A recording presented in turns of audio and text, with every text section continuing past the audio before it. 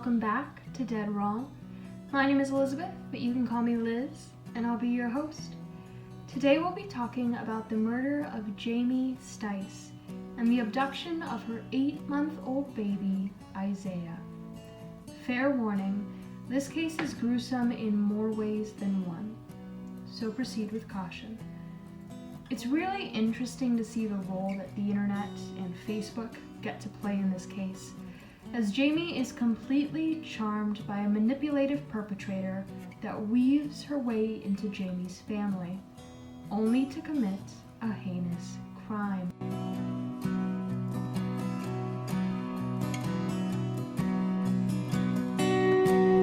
Jamie Stice was from Bowling Green, Kentucky, and only 21 years old when she announced her pregnancy to her mother, Jamie Stice.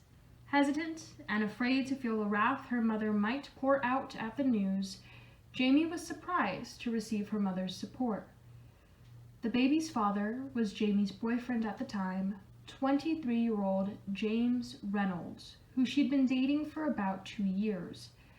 James had been married previously, and because of this, he didn't want to pressure Jamie into marriage just because of her pregnancy. But Jamie was excited to be a mom. Despite her young age, she was thrilled.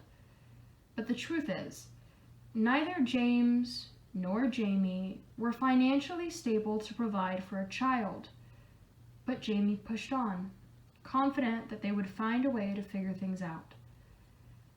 Eric Stice, Jamie's brother, was quick to share his concerns with Jamie, not only about her financial instability, but also on how large of a responsibility a child really is.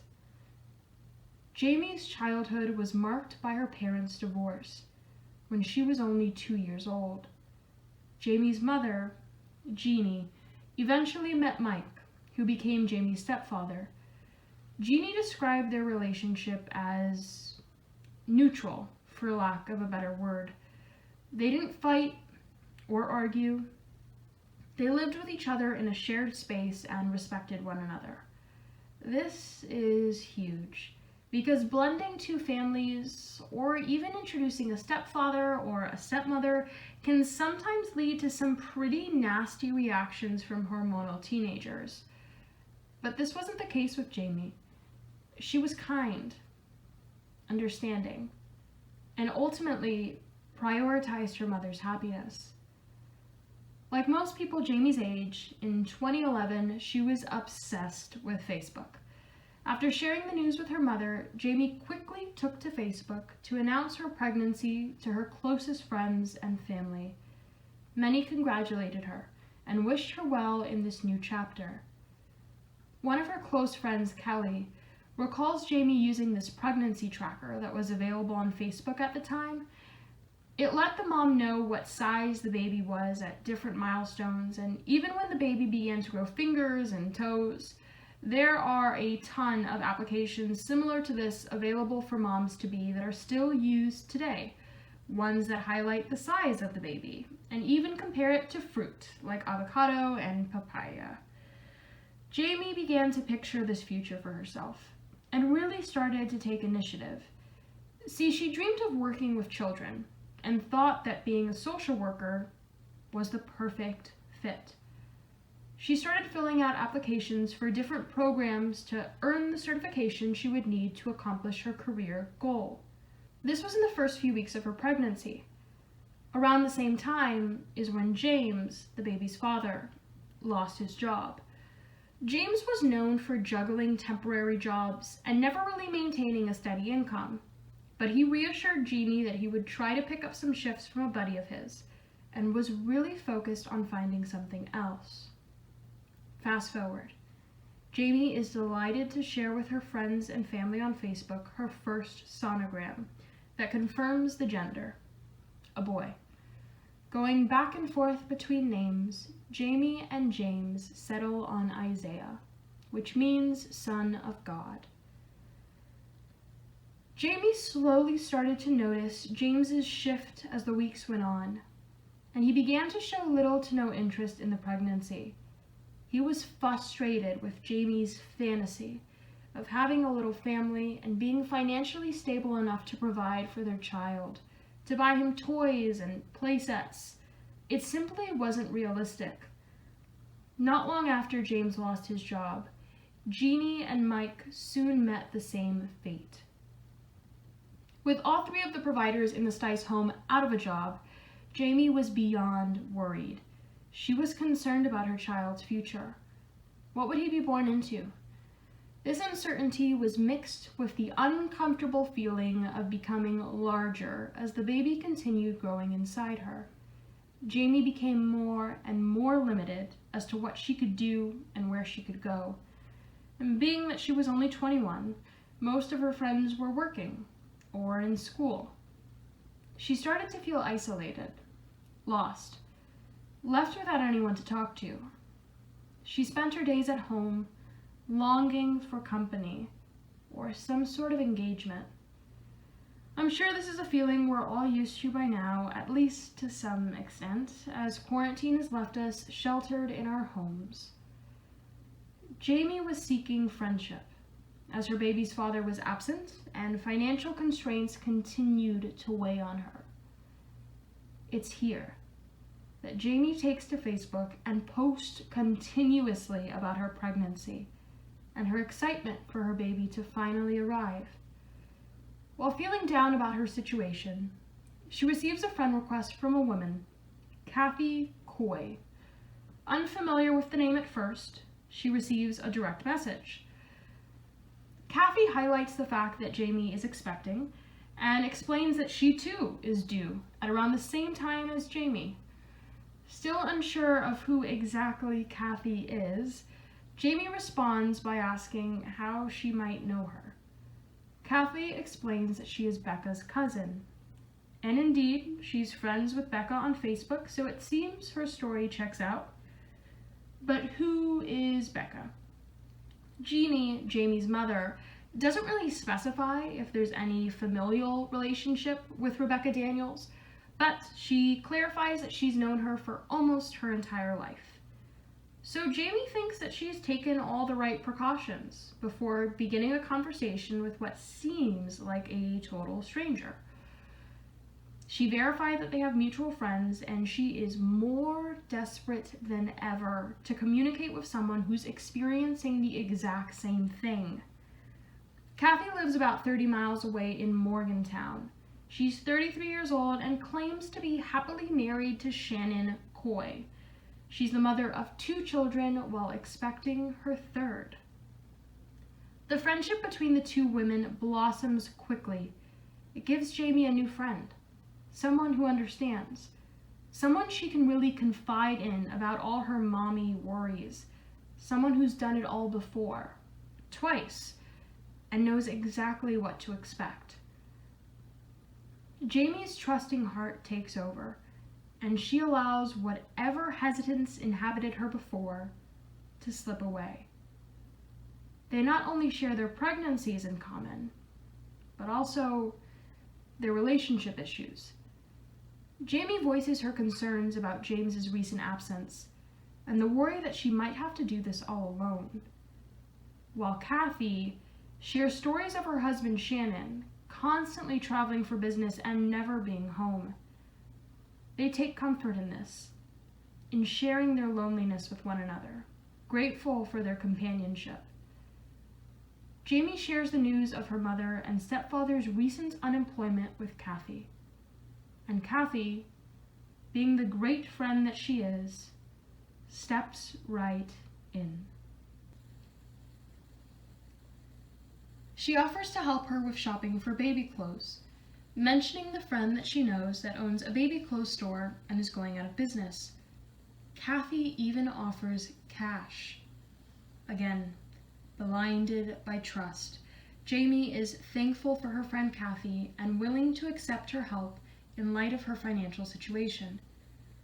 As her due date approaches, Jamie is feeling the weight of the reality of bringing a child into this world and fears she may not be prepared. Limited to what she can do and where she can go, she feels helpless. She has no way to even attempt to make some sort of money to provide for her baby. She has no choice but to sit still and wait. So she grasps onto any life raft that is thrown her way. And in this case, Kathy is that life raft, conveniently showing up at the right time and offering exactly what Jamie needs right when she needs it. Soon enough, Jamie invites Kathy over. Jamie and her mother are both there to greet Kathy for the first time.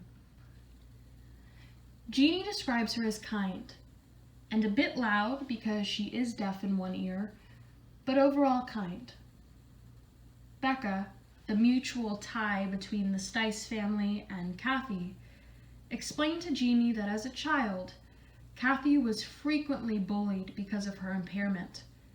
Children would make fun of her because she talked a bit louder than the rest just to be able to hear herself. This detail only furthered the kind portrayal of Kathy. Their first meeting revolves around Jamie's desire to have a baby shower, but the realization that she simply can't afford it, not with her current financial situation. And of course, Kathy, being the great friend that she is, offers to throw one for Jamie and insists that she let her. Jamie is overwhelmed with the presence of someone who is willing to help her in the absence of James, that she begins to feel some of the weight lifted off her shoulders. She begins to feel like she isn't in this alone. With an impromptu baby shower in the making, Kathy begins to spend more time at the Stice home to go over the details of the event. Her visits soon include gifts, like baby clothes, shoes, or little accessories that she just thought would be perfect for Isaiah. And even cash for Jeannie to help with the electric and water bills, sometimes even rent. To Jeannie and Jamie, Kathy is a complete blessing, a blessing they truly needed during such a pressing time. And just like that, Kathy is in the Stice home every day. Yes, every day. Kathy is inside the home of Jeannie and Jamie Stice. She is weaving herself into their lives. While researching, it's at this point that I began to ask myself if anyone noticed anything strange about Kathy, or questioned the sudden close bond shared between the two. Jamie's close friend Kelly says she wasn't thrilled about their online friendship and questioned Kathy's intentions. But it's difficult to question or even point out red flags to someone who is so blinded by the kindness and generosity Kathy offered. I mean, how do you tell someone who's been abandoned by her ex-boyfriend, can't work because of how far along she is with her pregnancy, and is only in further financial turmoil because her mother and stepfather are out of a job, that the only person who is offering to help her is kind of off or sketchy or weird? You can't. You just come off as jealous or mean for not wanting the best for her. Remember that friend of Kathy's? The one that owned a baby clothes shop and was going out of business? Well, Kathy makes plans for her and Jamie to go to the store to pick up some pieces that her friend has already set aside for Isaiah. Kathy offers to drive Jeannie to the Social Security office so she can file for disability, and then plans on taking Jamie to the baby store afterwards. Jamie is now almost 8 months pregnant, and Kathy is not far ahead of her, as she is expecting soon as well. At around 9:30 a.m. on April 13th, 2011, Kathy picks up Jeannie, and they begin to make their way to the Social Security office. After dropping Jeannie off at the Social Security office, Kathy decides she'll go pick up Jamie while she's waiting for Jeannie, because she figures her appointment will probably take a while, and the office is only about a 15-minute drive or so from the Stice home. Jeannie's appointment does take longer than she expected, but after about an hour, Kathy is nowhere to be found. Jeannie receives a text message from Kathy that says she's gone into labor and needs to go straight to the hospital. So Jeannie decides to call her brother and asks if he can give her a ride home, which he does. When she gets home at around 12:30 p.m., She knocks on the door and shouts for Jamie to open it up for her, as she had left her keys in Kathy's car, because she figured she would be the one taking her home. Jeannie assumes that if Kathy is in the hospital, then Jamie must be home, but to no avail. She calls Mike and he rushes home to let her in. They think maybe Jamie fell asleep, or maybe she's upstairs taking a shower. But Jamie's nowhere to be found. Jeannie decides to try calling Kathy, but her calls go unanswered, as expected, because she's in labor. In an act of desperation, Jeannie turns to Facebook and makes a post asking if anyone has heard from or seen Jamie. But again, nothing. While waiting nervously for her daughter to return home, Jeannie receives a call from Kathy, exclaiming that she's given birth to a beautiful baby boy. Jeannie tries her best to sound congratulatory over the phone, but can't help but ask if Kathy knows where Jamie is. Kathy says she dropped Jamie off at home before heading to the hospital. It's clear Kathy has her hands full with her newborn baby, so Jeannie lets her go and continues to wait. She calls Jamie dozens of times, leaving her voicemail after voicemail, pleading for her to just return her call, to tell her everything's okay. Jeannie never gets a call. Instead, she gets a knock at her door, 14 hours after Jamie was last seen. She's confused when she sees officers on her front doorstep. They begin questioning her immediately about Jamie's relationship with Kathy. Jeannie confirms that they were friends and says she was close to calling the police herself because she hasn't seen her daughter since early this morning. Without skipping a beat, the police officers return to the detective in charge and relay the new development. Kathy and Jamie were close friends, and Jamie is missing. Okay, let's back it up. After Kathy dropped Jeannie off at the Social Security office, she did go back and pick up Jamie, but they didn't go baby shopping at her friend's store. Kathy began the drive down State Road 68, where she pulled over and used a stun gun to incapacitate Jamie. She then proceeded to bind Jamie's wrists together before slitting her throat and wrist. Kathy then used a drywall knife to cut the baby out of Jamie. With the baby in hand, Kathy drove to a friend's house and honked for the friend to come outside. She then showed her the baby and asked her to take a quick picture of the two of them so she could send it to her husband Shannon, who was out of town on business. The friend claims Kathy didn't have any pants on and was sitting on top of the placenta and other female organs while holding the baby in her lap that had visible pieces of grass on him. Shortly after, an ambulance arrived to transport Kathy from Butler County, where her friend lived, to a hospital in Bowling Green. It was here that nurses grew suspicious over the baby's birth. As you might have suspected, Kathy showed no signs that she had just given birth. There was no blood. Kathy brought with her her alleged placenta, uterus, ovaries, and umbilical cord in a bucket. The odd thing, one doctor pointed out, was that the organs seemed to have been cut out, not pulled or torn, in the way they might have been in some sort of amateur attempt at giving birth in your car. Hospital staff quickly contacted the police and relayed their suspicions. Isaiah had been separated from Kathy as he was born 5 weeks premature. Police questioned Kathy, and after she failed to cooperate, she was driven to the station where she was pressed for answers by the police. They obtained a search warrant for Kathy's home and began scrolling through her computer history when they came across 3 different Facebook profiles that had all been left open on her desktop. All 3 profiles were of pregnant women, one of them being Jamie Stice. While detectives continued to search Kathy's home for evidence, Police officers were dispatched to the homes of the 3 women, and this is how officers landed on the front steps of the Stice home at around 11 p.m., where Jeannie confirmed the friendship between Jamie and Kathy and the recent disappearance of her daughter. Detectives leaned into this lead and asked Kathy if the baby was Jamie's. Her story faltered, and at first she stuck to the story that the baby was hers.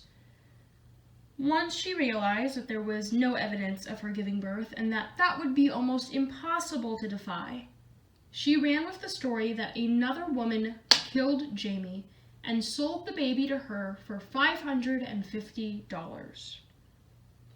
Detectives still didn't buy her story. They asked Kathy who Jamie is, and at first she claims she doesn't know the woman. They revealed to Kathy that they have connected Jamie to Kathy's Facebook. They asked Kathy who Jamie is, and at first, she claims she doesn't know the woman. They revealed to Kathy that they have connected Jamie to Kathy's Facebook. And she admits.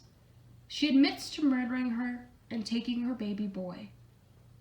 When asked where they could find Jamie's body, Kathy directs them to a wooded area off of State Road 68.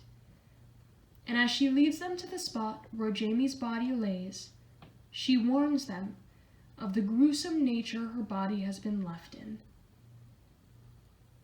The next morning, the police arrive once more on the front steps of the Stice home, bearing bad news.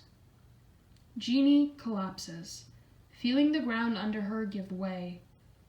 She's not permitted to see Jamie because of the state of her body.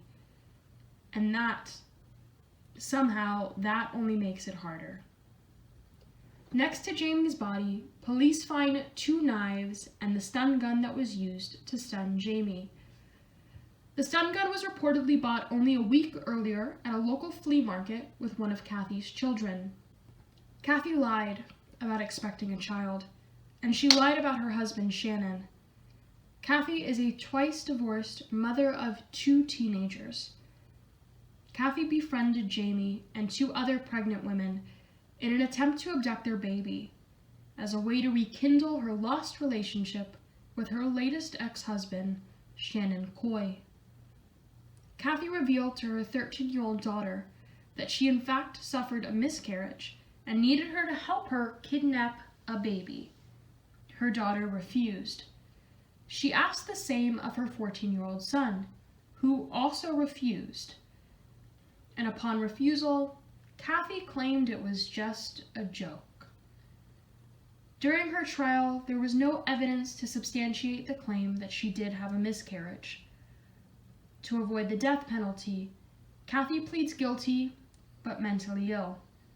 A psychologist did testify during the trial to validate the mental illness claim made by the defense and confirm that Kathy was suffering from some sort of mental illness. The premeditation is clear. Kathy had convinced her neighbors that she was pregnant for months, and in October of 2010, she even stole a sonogram to share with her friends as proof of her pregnancy.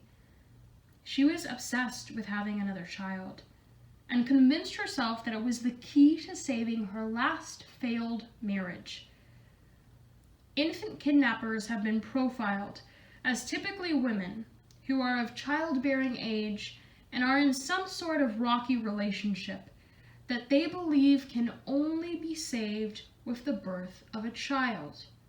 They'll often hint to their partner that they might be pregnant, when in fact, they're planning on taking another woman's fetus. It is their belief that a pregnancy will keep their significant other in the picture out of obligation to the child. Kathy never saw Jamie as a person, or a woman, or a mother-to-be. She saw Jamie as the bearer of her unborn child. It came as a surprise to me to learn that this murder and abduction was not the first. It's actually the 14th fetal abduction in the United States since November 1974.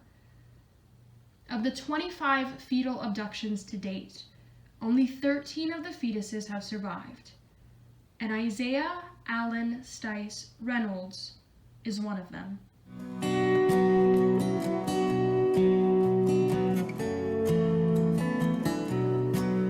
Yes, Isaiah did survive, although it was definitely a close call.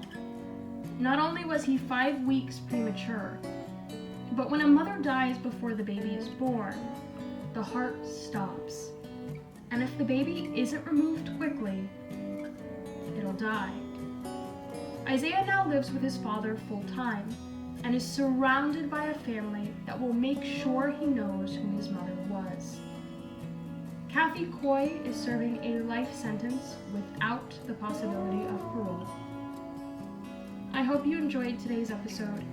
Remember to follow the podcast on Instagram and Twitter @DeadWrongPod. There you can find exclusive episode content like pictures from today's case.